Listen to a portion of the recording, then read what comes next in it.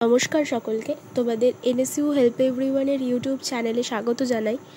তোমরা যারা নেতাজি সুভাষ ওপেন ইউনিভার্সিটিতে এবছর আর্টস নিয়ে 2025 শিক্ষাবর্ষে অ্যাডমিশন নিয়েছো 4 ইয়ার ইউজি গ্র্যাজুয়েশন কোর্সে, তোমাদের কোর্সের যে সিলেবাস রয়েছে পেপার 5 CCVG 01 সেই বিষয়ে আজকে তোমাদের সাথে আলোচনা করব। তোমাদের পেপার 1-এ কতগুলি মডিউল রয়েছে বা একক রয়েছে সে বিষয়েও জানাবো।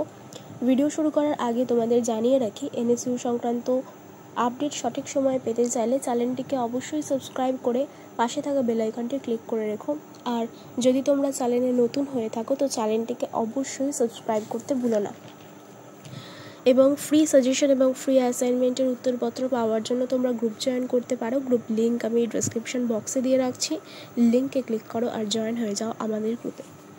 তোমাদের বাংলা পাঠ্যক্রমের যে সিলেবাস রয়েছে, বাঙালি ও বাংলা সাহিত্যের ইতিহাস, প্রাচীন ও মধ্যযুগ, তার মধ্যে যে 4টি মডিউল রয়েছে, মডিউল নাম্বার 1-এ রয়েছে বাঙালির জাতির উদ্ভব, ভৌগোলিক ও নৃতাত্ত্বিক পরিচয় এবং বাঙালির সংস্কৃতি। সুতরাং বাঙালি জাতির যে ভৌগোলিক পরিচয় এবং এই বাঙালি জাতির উদ্ভব কিভাবে হয়েছে, তাদের সংস্কৃতি এবং তাদের নৃতাত্ত্বিক যে পরিচয়, সেটি তোমরা এই মডিউল 1 থেকে জানতে পারবে। এরপর একক নাম্বার 2, একক নাম্বার 2-এ রয়েছে বাংলার সমাজ কাঠামো ও অর্থনৈতিক ভিত্তি।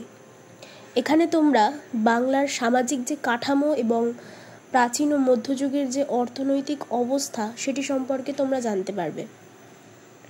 একক নাম্বার 3-এ রয়েছে বাংলা সাহিত্যের যুগ বিভাগ ও সংস্কৃত, প্রাকৃত, অপ্রভ্রংশে রচিত সাহিত্য।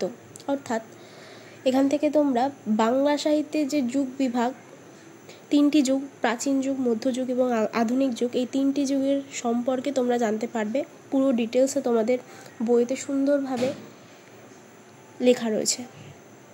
আচ্ছা, এরপর রয়েছে একক নাম্বার 4। একক নাম্বার 4-এ রয়েছে চর্যাপদ। এটি খুবই ইম্পর্টেন্ট, এটি তোমরা ভালো করে খুব মন দিয়ে পড়বে।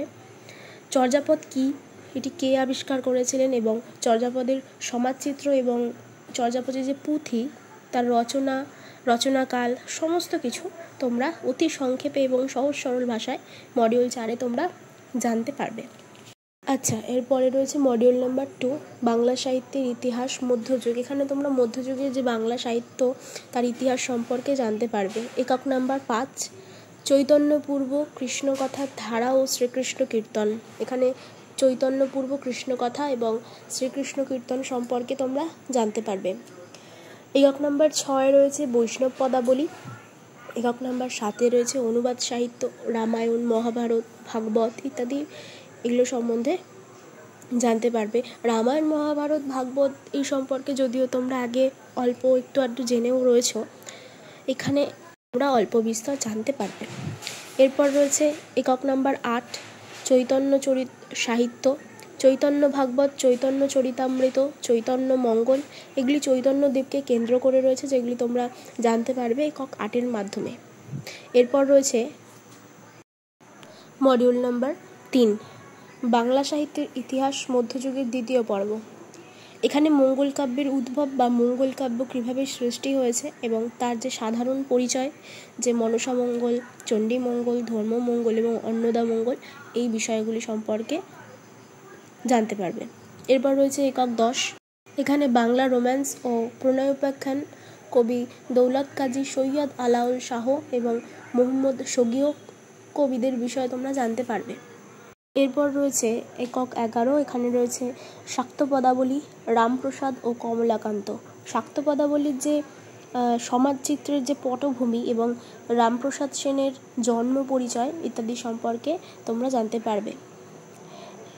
একক 12, একক 12-তে রয়েছে বাউল গান, লালন সাঁই ও হাসান রাজা দুদ্দুসা।